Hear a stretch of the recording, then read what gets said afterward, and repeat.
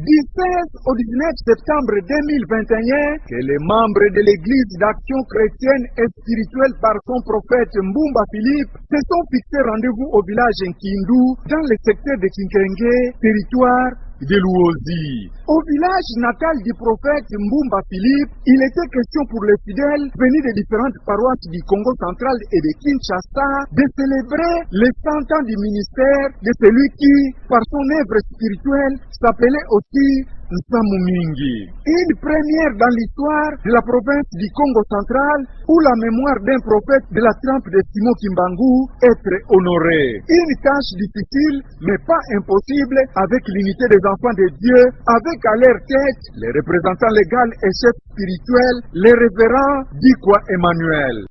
Neko nangai na yaki koyebisa kaka mingi yo ndeko yina oyesika lelo tochola mingi oyokile bisu batangi aho Kimbangu si batongela ye Wonda si batongela ye Sima utoko ils ont fini mais Mbumba unu kwa ni petit tomba tantungila nzo kakia diko quel mafang bien-aimé ndeko yo ye awa lelo ezala likamoko ya pamba te tobenga kyoto yebisa yo tozana nyongo ya munene pa ya tata Nzambe ezana moto moko aleka awa sala minene mais azana dans les oubliettes azana dans les oubliettes po abi mananzungwa ba oubliettes wana esengeli ngai na yo tozwa défi tobimseli banda. Alléluia, amen, alléluia, amen.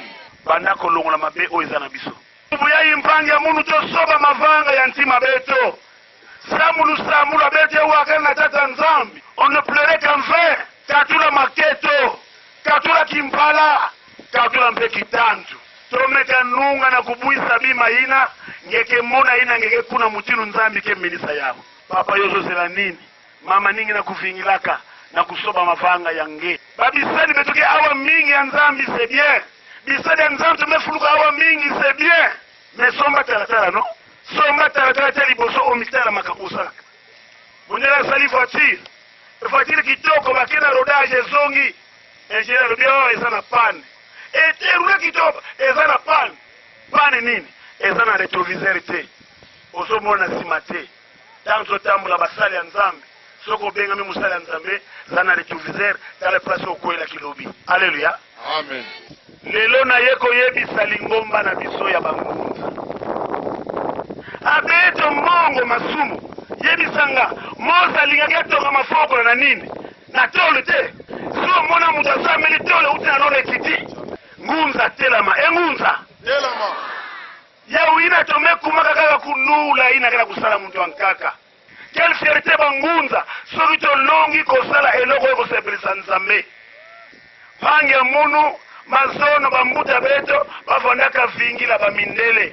Mais Mose vingilaka mindele ve na kumuna diamu ya mote ametuma mfumo sito yafonaka na beto totunga mafokula tatu banda nanu kolongola mabanga oyetoni na motema na ye ndenge oye awa otiko kana mutu moko na ndako ndenge ovandi wana ezana mutu moko abotaka te oyo okanga mabota longwa na molili wakaka zaka masumu l'état le revenu nom de Jésus-Christ.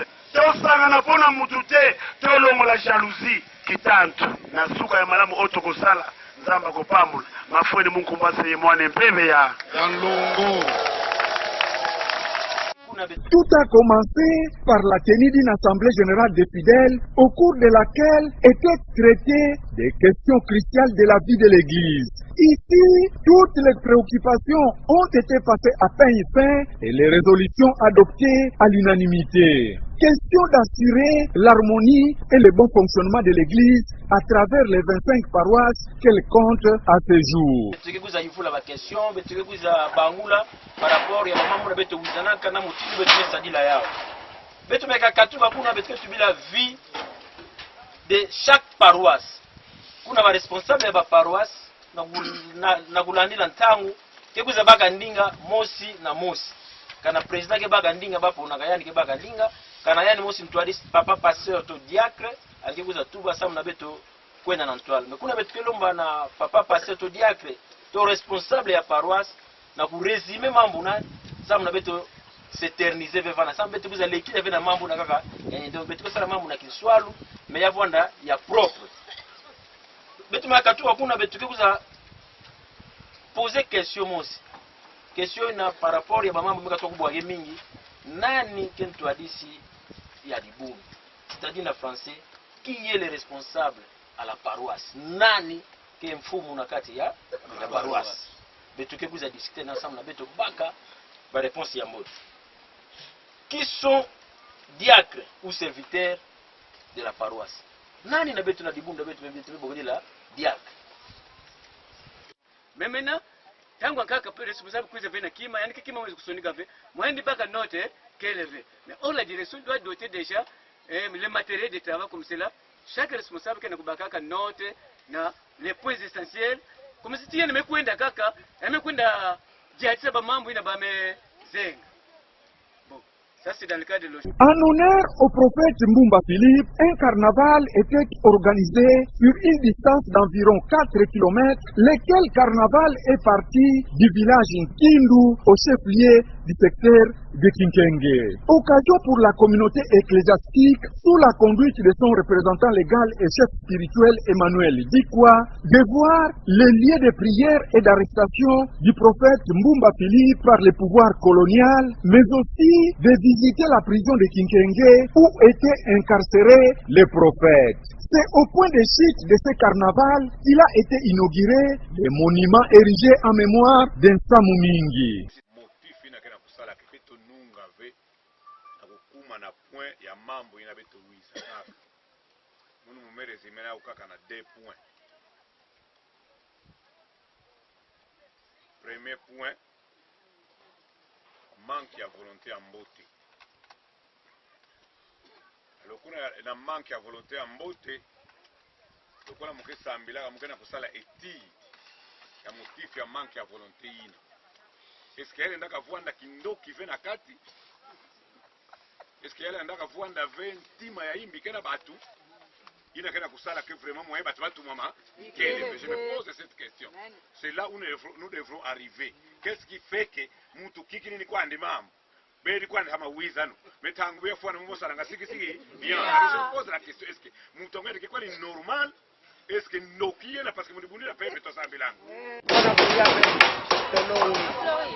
ona tomona kiango hapa passes alikuwa na kukoma kwa bajini pe bazali mais biso to pesima kama na biso fa tatanza minza na biso to komi biso amen amen moi que ça pendant lundi nous avons boulot nous allons des jours libanda mais tout le banine donc il nous sala mo pas sacrifice pesala ma tenyo kwami mais na bolimo nzambe ko ni kamba zaki.